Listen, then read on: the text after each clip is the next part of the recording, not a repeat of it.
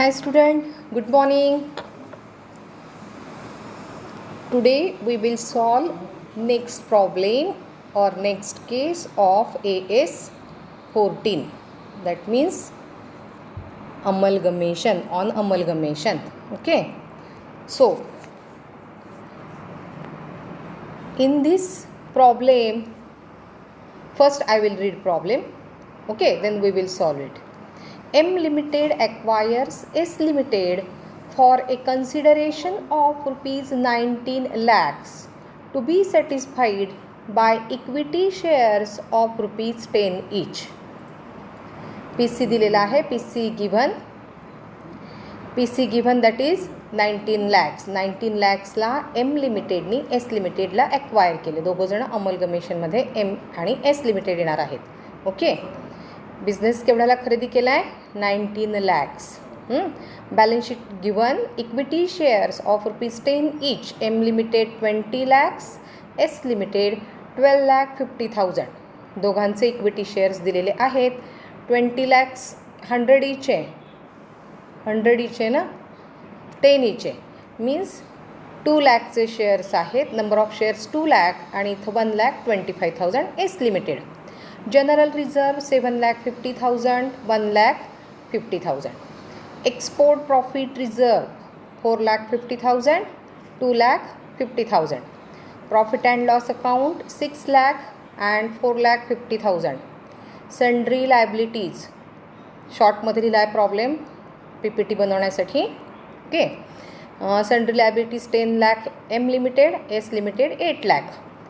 And asset side sundry assets 48 lakh and S limited 29 lakh.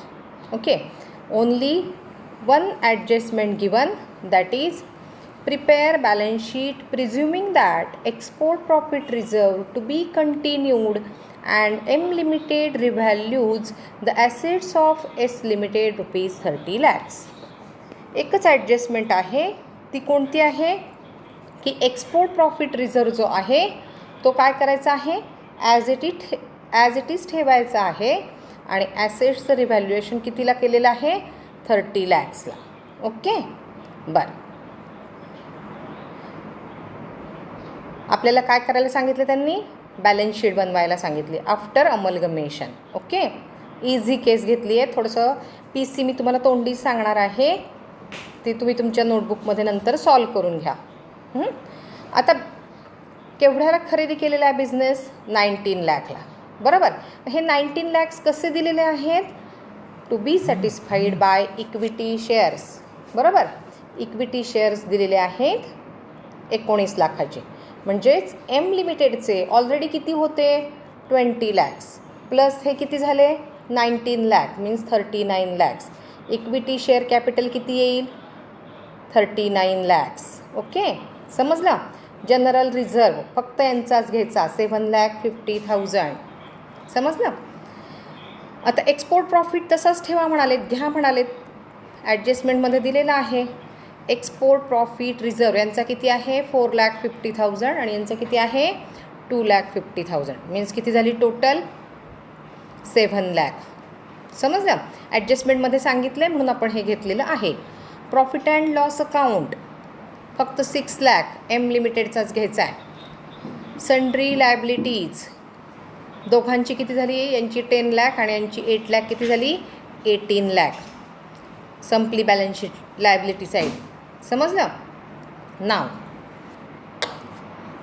एकमध्ये capital reserve लिहिला आहे आपण. बरोबर, तुम्हाला सांगितलं वरच्या केसमध्ये पण आपण कॅपिटल रिझर्व और गुडविल आपण कॅल्क्युलेट केलेलं होतं. बरोबर, इथे पण आता काय करणार आहोत आपण?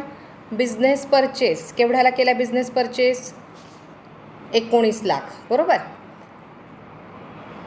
नंतर काय आहे? ॲसेट्स केवढ्याच्या आहेत? 30 lakhsच्या. बघा, म्हणजे एंट्री काय होईल? Sundry assets account debit 30 lakh to sundry liabilities किती आहेत बघा वरती? S लिमिटेडचंच बघायचं फक्त. S लिमिटेडच्या किती आहेत? 8 lakh. बघा, मी पुन्हा सांगते, एंट्री काय होईल? Sundry assets account debit 30 lakh to sundry liabilities 8 lakh to business purchase 19 lakh. वरती दिले की नाही आपल्याला? केसच्या वरती दिलेलं आहे की केवढ्याला बिझनेस परचेस केलेला आहे किंवा 19 लाखला. बघा म्हणजे 30 लाख आणि इथं क्रेडिट किती आले 19 आणि 8 27 27 लाख. मग डिफरन्स हा डिफरन्स किती राहिला 3 लाख. हा डिफरन्स कुठे आहे क्रेडिटला. बरोबर क्रेडिटला आहे म्हणून काय आलं कॅपिटल रिझर्व. तो किती आला डिफरन्स म्हणजे 30 lakh minus 8 lakh and minus 90 lakh. बरोबर 30 लाख मायनस 27 लाख म्हणजे जे 3 लाख आले that is known as capital reserve and it should be shown at liability side. balance sheet liability side. ते 3 लाख आले. समजलं का का आपण पी सी कॅल्क्युलेट करतो आपण सेपरेट. पण आता इथे काय झालं की मी काय तुम्हाला पी सी वेगळा कॅल्क्युलेट करून दाखवलेला नाही. तिथे मी ब्रॅकेटमध्ये दिलेलं आहे सगळं. हे बघा लिहिलेलं आहे ॲसेट्स मायनस ॲसेट्स केवढ्याच्या आहेत 30 lakh minus business purchase 19 lakh त्याच्यामध्ये प्लस लायबिलिटी 8 लाख. बरोबर 19 प्लस 8 किती झाले 27 लाख आणि ॲसेट्स केवढ्याच्या आहेत 30 लाख. 30 लाख मायनस 27 लाख जो काही 3 लाखाचा डिफरन्स आला that is known as capital reserve. बरोबर and it should be shown at balance sheet liability side. समजते ओके. नाव ॲसेट साईड बॅलन्स शीट. आता बॅलन्स शीटला दोघांची ॲसेट किती येईल एम लिमिटेडची 48 लाख आणि एस लिमिटेडची 30 लाख अशी किती झाली 78 लाख. बरोबर आणि मग जो काही डिफरन्स येईल टोटलमध्ये तो काय दाखवायचा बॅलन्सिंग फिगर रिव्हॅल्युएशन रिझर्व 2,50,000. खरं तर काय आहे की एक्सपोर्ट प्रॉफिट रिझर्व हा आपल्याला कॅरी करायला सांगितला आहे. तो कॅरी केला नाही तर काय होईल बरोबर टोटल येईल. पण तो कॅरी करायला सांगितल्यामुळे बॅलन्स शीटच्या ॲसेटला आपल्याला हा रिव्हॅल्युएशन रिझर्व घ्यावा लागला 2,50,000. समजतं आहे तुम्हाला असं वाटेल इथे का आले बॅलन्सिंग फिगर इथे का लिहायची because of export profit reserve to be continued. आपल्याला एक्सपोर्ट प्रॉफिट रिझर्व त्यांनी कंटिन्यू करायला सांगितला त्याची काहीही गरज नव्हती पण तो कंटिन्यू करायला सांगितल्यामुळे काय झालं की आपल्याला इकडे रिव्हॅल्युएशन रिझर्व घ्यावा लागला आणि अशी टोटल किती आली 80,50,000. समजलं का प्रॉब्लेम समजली केस. काय करायची आहे ही केस 4 ते 5 वेळा सॉल्व करायची आहे. ओके नेक्स्ट लेक्चरला मी काय करणार आहे AS21 हे स्टार्ट करणार आहे. AS21 कशाशी रिलेटेड आहे हे आहे होल्डिंग कंपनीशी रिलेटेड. बरोबर आत्तापर्यंत आपण काय पाहिले 2 अकाउंटिंग स्टँडर्ड 3 अकाउंटिंग हे तिसरं होतं. पहिलं AS5 काय आहे AS5चं नाव net profit or loss for the period estimates on accounting changes in accounting policies आणि changes in accounting estimates. AS10 पाहिलं PPE property plant and equipments and then AS14 काय आहे कशाशी रिलेटेड आहे अमलगमेशनशी. समजलं का सगळ्यांना. AS14ची आता मी 2 केसेस तयार केल्या नाही आहेत बुक्समध्ये शॉर्ट करून थोड्याशा तयार केल्या आणि त्या तुम्हाला सांगितल्या. मेनली काय कॅल्क्युलेट करायचं आहे आपल्याला पी सी कॅल्क्युलेट करायचं आहे परचेस कन्सिडरेशन कॅल्क्युलेट करायचं आहे गुडविल कॅल्क्युलेट करायचं आहे कॅपिटल रिझर्व येतो का गुडविल येतं हे कॅल्क्युलेट करायचं आहे आणि ते आपल्याला शो करायचं आहे. हा महत्त्वाचा इथे प्रॉब्लेम आहे आणि ते आपण दाखवलेलं आहे.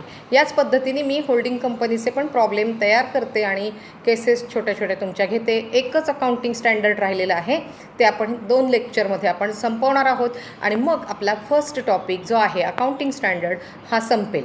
मी असाइनमेंट पण तयार केलेली आहे आणि ती असाइनमेंट मी तुम्हाला आपला टॉपिक कंप्लीट झाल्यानंतर I will send it. Okay समजलं बाय.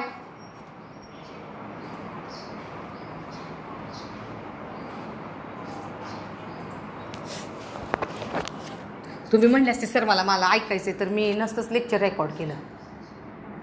आवाज येतो ना मग त्याच्यात थांबा तुम्ही आता बघू थांबा दाखवते. हां नाही असू दे की पण मग आता मला थांबता पण येईना त्यासाठी मी तुम्हाला विचारलं. असू दे की पण मी तुम्हाला त्यासाठी विचारलं की सर मी तर लेक्चर करू का record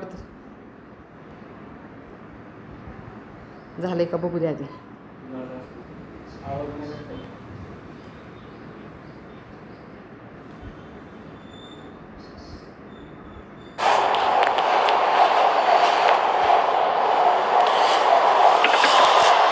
Hello students, hi. Today we will